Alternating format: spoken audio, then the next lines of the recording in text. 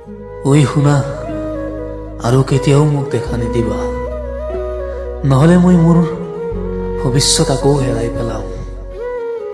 বহুত চেষ্টাৰ বলত ৰাখিছো মই মোৰ চকুৰ পানী মোক লুকাই, তোমাক দেখিলে আকৌ কান্দি পেলাম।